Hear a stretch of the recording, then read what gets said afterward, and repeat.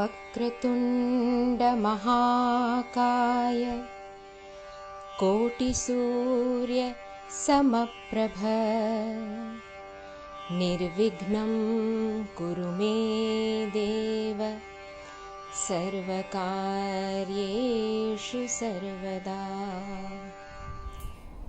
Namaskar, Gurubhyo Namaha.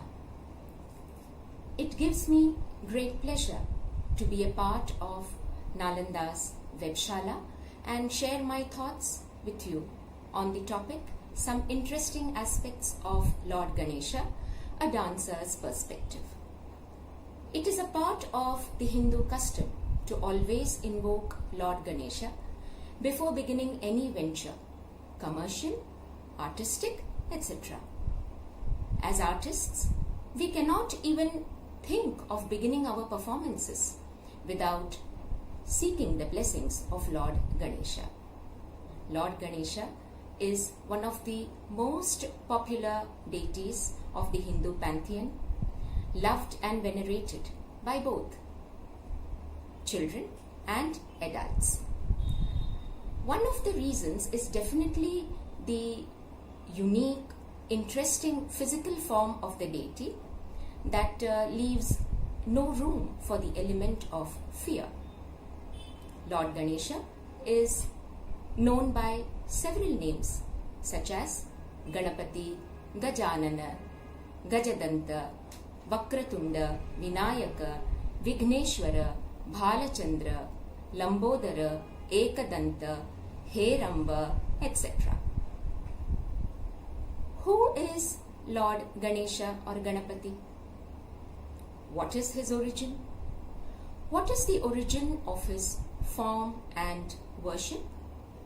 What are the various images of Ganapati and the characteristic features of these images? As dancers, these are some of the questions that are very important to us. So let me try to share some information with you that I have obtained in the course of my study. With regards to the origin of Lord Ganesha, there is a very popular story. Once, Shiva was out of the house and Parvati wanted to go for bathing.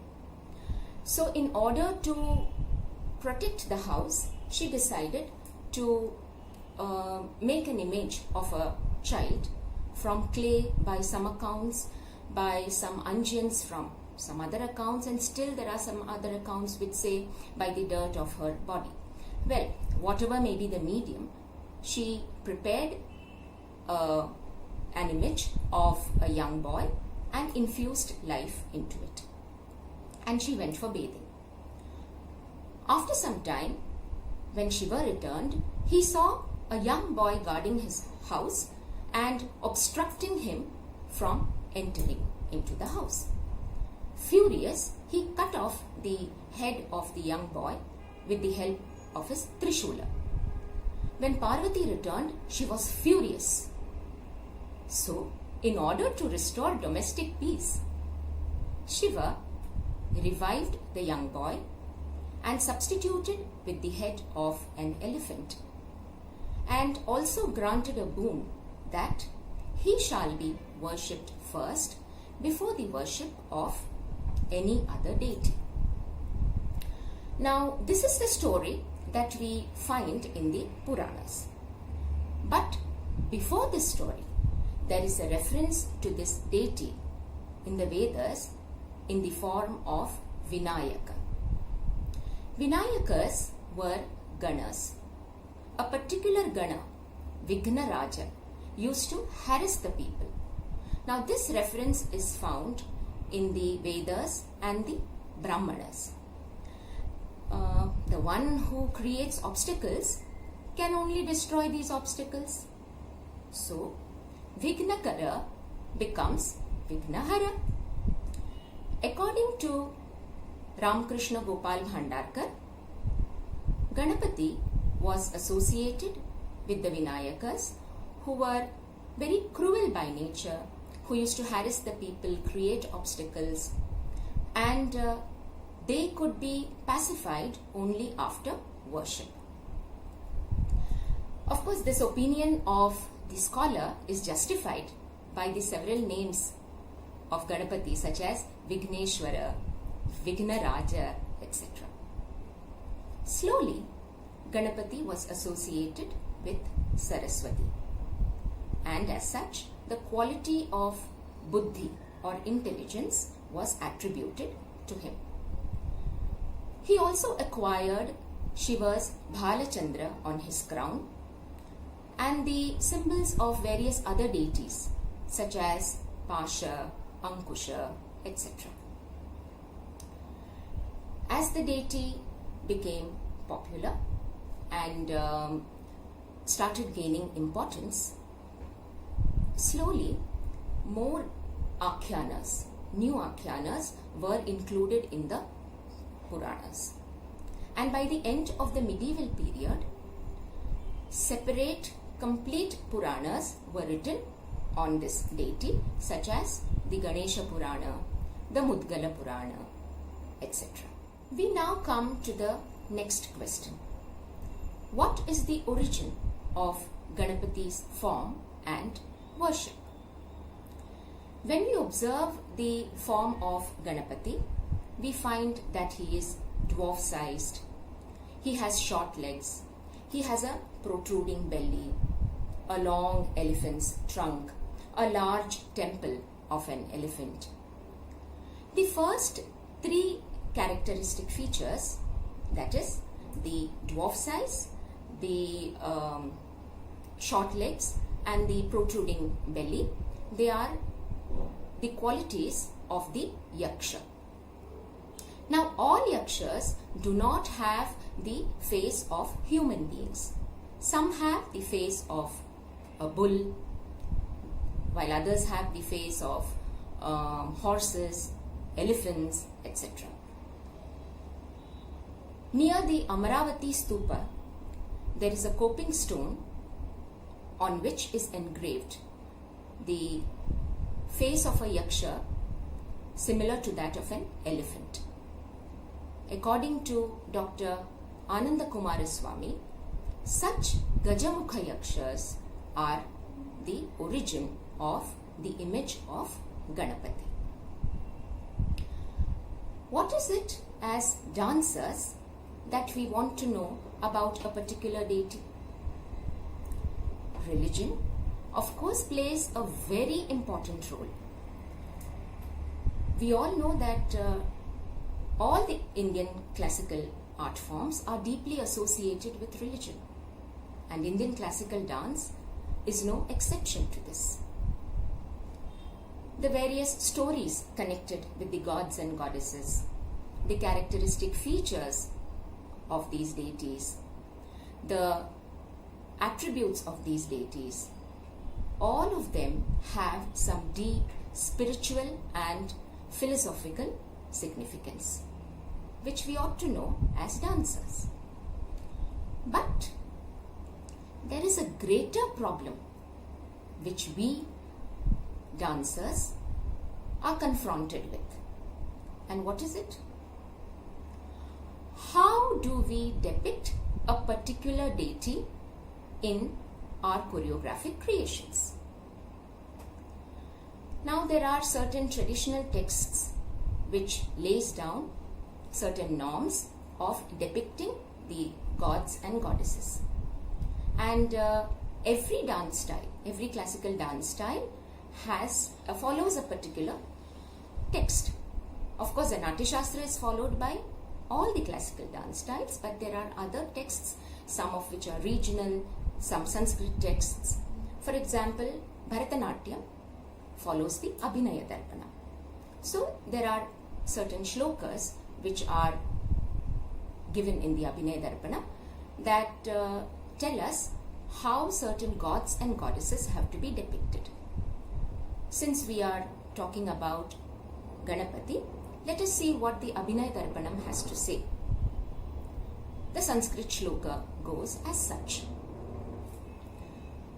Urogatabhyam hastabhyam kapitho vighnaratkaraha, meaning one has to place the Kapitha hands in front of the chest in order to depict Ganapati or Vigneshwara or Vignaraja.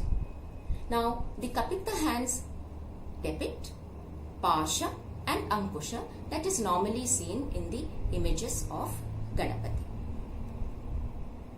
But are we as dancers satisfied with the depiction of Ganapati in this sole manner? Doesn't it seem insufficient, leaving us with a craving to find new but authentic, traditional means of depiction? This is when we will have to look into iconography and sometimes even painting, wherein the study of the images of deities can give us more insight into the characteristic features of a deity. But before we look into some interesting representations of Ganapati in iconography and painting, let us try to see how the image of Ganapati developed. There has been a gradual development in the image of Ganapati. In the Lakshana Granthas, Ganapati is described as having 4, 6, 10, 18, etc. arms. The 4-armed Ganapati is very popular.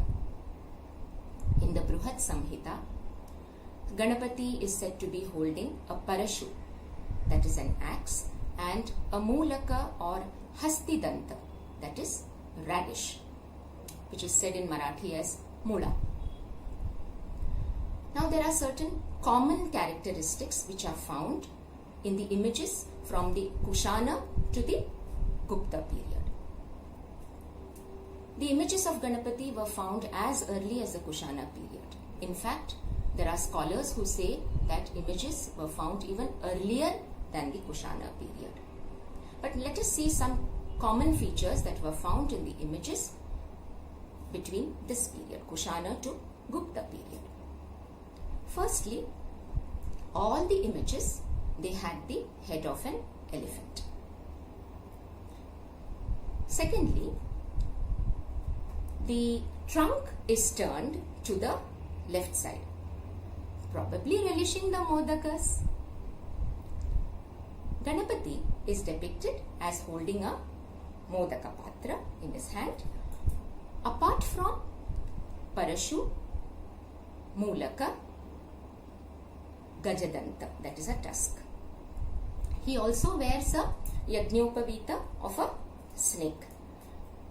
But none of these images depict the waistband or the belt of the snake that we normally know him to be wearing. So that must have been a later development. Also, there are two interesting features. One of them is that the family of Ganapati is not depicted. And there is no depiction of the mouse or mushaka. Instead, 2 small yakshas are depicted and one of them is shown holding a basket of laddus. During the post-Gupta period, the number of images increased. It was common to find seated as well as standing images of Ganapati with 2 or 4 hands, holding Pasha, Ankusha, Parashu, Modaka and Padma or lotus. The Ganesha Purana refers to 4 Ganapati images in the 4 yugas. The 4 yugas, that is the Satya or Krita Yuga, Treta Yuga, Dwapara Yuga and Kali Yuga. In the Satya Yuga or Krita Yuga, the image was called Vinayaka, having 10 hands, and the Vahana is a Simha or a lion. In the Treta Yuga, the image is Mayureshwara, having 6 hands, and the Vahana is a Mayura or a peacock. In the Dwapara Yuga, the image of Ganapati is worshipped as Gajanana, having 4 hands, and the Vahana is a Mushaka or a mouse. And in the Kali Yuga, he is called as Dhumraketu, having 2 hands, and the Vahana is a horse or Ashwa. The Ganesha Purana also refers to Bala Ganapati or child Ganapati, young Ganapati, who holds in his trunk a Modaka. Let us now see some images of Ganapati. There are certain images of Ganapati and Devi. So these are certain combined images, and they are known as Shakti Ganesha. These are tantric forms, and let us try to know some images in this category. The first one that we will be looking into is called as Lakshmi Ganapati.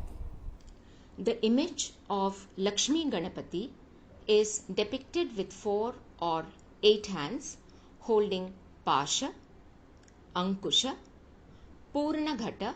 Purnaghata, that is a pot filled with water and topped with mango leaves and a coconut, which is generally used in Hindu rites and is depicted in iconography. Then Padma, Danta, Danta Bija, that is a pomegranate, Abhaya, and one hand embraces Lakshmi, who is seated on his left lap. Beside the feet of Lakshmi Ganapati, their respective Vahanas can be seen, that is the elephant and the mouse. And this image is found in the Konark Sun Temple. The next image in this category is that of Uchishta Ganapati.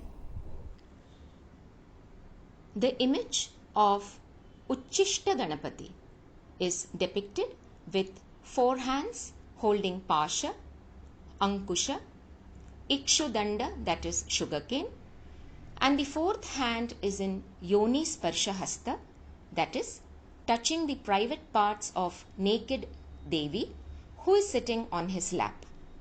The Devi is Vigneshwari. One can clearly see the tantric influence here. The image of Uchishta Ganapati is found in the Gangaikonda Cholapuram temple in Tamil Nadu. The next image in the category of Shakti Ganesha is Mahaganapati. Mahaganapati is shown having 10 hands holding Pasha, Ankusha, Padma, Dantabija, Purnaghata, Ikshudanda, Shali, that is paddy, and a broken tusk. Shakti is seated on his lap holding a lotus, Padma. Let us see one last image in this category of Shakti Ganesha, and that is Urdhva Ganapati. Urdhva Ganapati has 6 hands holding Pushpa, that is flower, Shali, that is paddy, a Dhanushya or bow of sugarcane, Bana, that is arrow, Gajadanta, tusk, and the 6th hand embraces his spouse Shakti. There are other popular forms of Ganapati. Let us take a look at a few of these. The first one is Heramba. Heramba is depicted as having 5 elephant heads, 4 facing the 4 cardinal directions, and the 5th head facing upwards. The hands of the deity are holding Pasha, Ankusha, Japamala, Parashu, Modaka, Abhaya, and Varada. The important thing to be noted is that Heramba sits on a lion, Simha, and this form is very popular in Nepal. The next one is a very popular image which we are all familiar with, and that is Vignaraja Ganapati. Vignaraja Ganapati is shown seated on a mouse holding Pasha and Ankusha. The next image is in fact very interesting. In fact, as dancers, how can it not interest us? It is the image of Nritta Ganapati. Nritta Ganapati is shown with 4 or 8 hands holding Pasha, Ankusha, Modaka and Parashu. The remaining hands are free to follow the body movements. The left leg is slightly bent and the right leg is bent and held up in the air. In Maharashtra, Ganapati is a very popular deity, especially the Ashtavinayakas. Among the 8 Ganapatis, Siddhivinayaka at Siddhatek is the only image where the trunk of the Ganapati is to the right. This temple is situated on a small hillock, and it is believed that the rituals and observances are very strict for Ganapati with the trunk to the right. In Tamil Nadu, Ganapati is a very popular deity, and there are many temples which are dedicated exclusively to this Lord.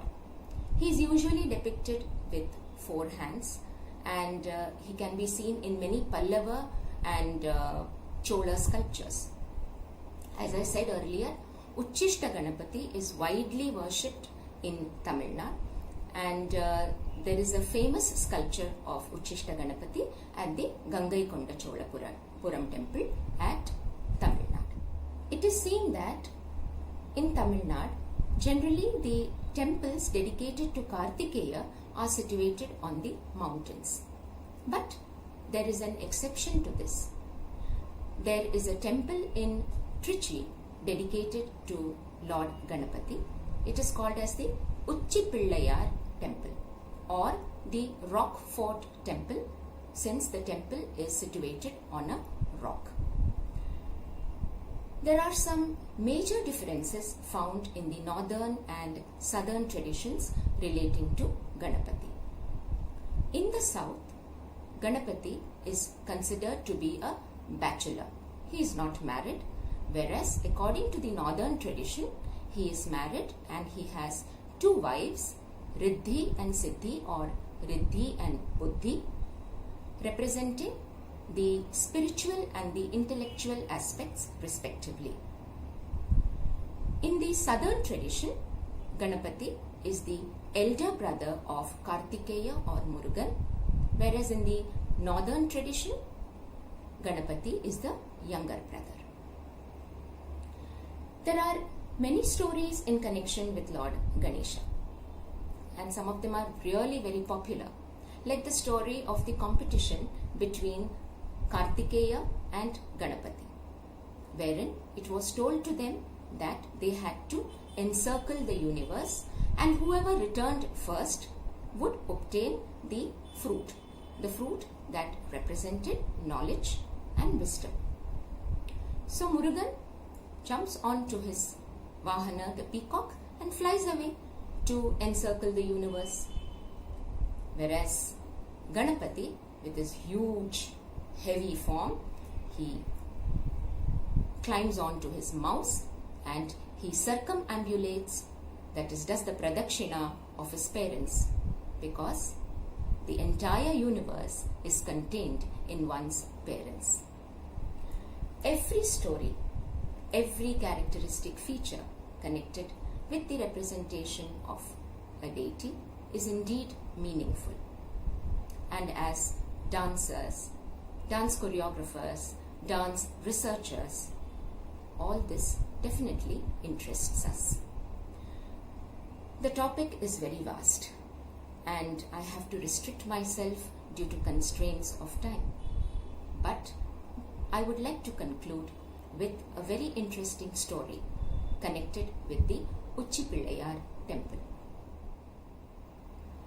In the battle between Rama and Ravana, Rama was helped by the truth-abiding younger brother of Ravana, that is Vibhishana. After Rama wins the battle, as a token of affection, he gives Vibhishana a vigraham, an image of Lord Ranganatha, a form of Vishnu. Now, although Vibhishana helped Rama, Rama was in favor of Vibhishana.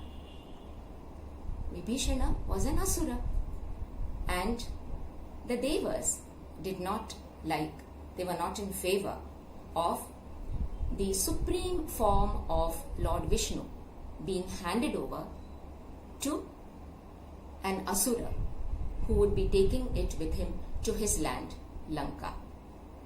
So the Devas, in order to solve this problem, approached Vinayaka. Vinayaka readily agreed to help them. So when Vibhishana was taking this image of Lord Ranganatha, he passed by Trichy. So on the banks, when he reached the banks of the river Kaveri, he decided to take a bath and perform his daily rituals. But he was perplexed. There was a big problem in front of him. What was he to do with the image? He could not keep it on the ground, because once kept, it would remain there permanently. So as he was looking around for a solution, he spotted a young cowherd boy. Now, this cowherd boy was none other than Ganapati or Vinayaka. So when Vibhishana approached the boy and asked him to hold it till he completed his bath and his rituals, the boy readily agreed, and he took the image from Vibhishana and was standing on the banks of the river. The moment Vibhishana took a plunge into the waters, Vinayaka placed the image firmly on the sands. Vibhishana saw this and he was furious. He rushed out of the waters and started chasing Vinayaka in order to catch hold of him and punish him. Vinayaka started running with Vibhishana chasing him. In order to escape Vibhishana, Vinayaka climbed up a rock with Vibhishana chasing him. Finally, Vibhishana caught hold of Vinayaka and he hit him on his head. Now even today, one can see the pit on the forehead of the idol that is kept in the temple. Immediately, Vinayaka reveals himself and Vibhishana apologizes. Vinayaka blesses him and reveals to him that this image is destined to remain in Srirangam, and he sends off Vibhishana. The place where the image was kept was over many years covered by deep forests, until one fine day, centuries later, it was discovered by a Chola king who built the Ranganatha Swami temple there. The Pallavas built a Vinayaka temple on the rock, the place where Vinayaka climbed when Vibhishana was chasing him. And this is the temple that is known as the Uchi Pillayar temple. It is called Uchi Pillayar because Uchi in Tamil meaning height, and Pillayar is how Ganapati is very fondly called in Tamil Nadu. The Uchi Pillayar temple or the Rock Fort temple is a 7th century temple. This temple is dedicated to Lord Ganapati, fondly called as Uchi Pillayar. Knowledge is like the prasadam that one receives after worshipping the Lord and seeking His blessings. And as a child, I have been taught that one should always share the prasadam, never have it alone. I humbly thank my Guru, Padma Bhushan Dr. Srimati Kanakrele, the creator of Nalanda, for having very deeply imprinted on my mind that dance cannot be learned in isolation. It is this strong association of dance with all the allied art forms that forms the core of the syllabi that was taught to us at Nalanda, and which we teachers are striving hard to impart to our students. I humbly thank Nalanda, the entire Webshala team, Dr. Uma Rele, the principal of Nalanda Nritya Kala Mahavidyalaya, for having given me this opportunity to share my learning. May Lord Vigneshwara destroy all the obstacles and demons that has taken the form of this terrible pandemic, COVID-19. May Ganesha restore peace, good health and stability in our lives. Dhanyavad.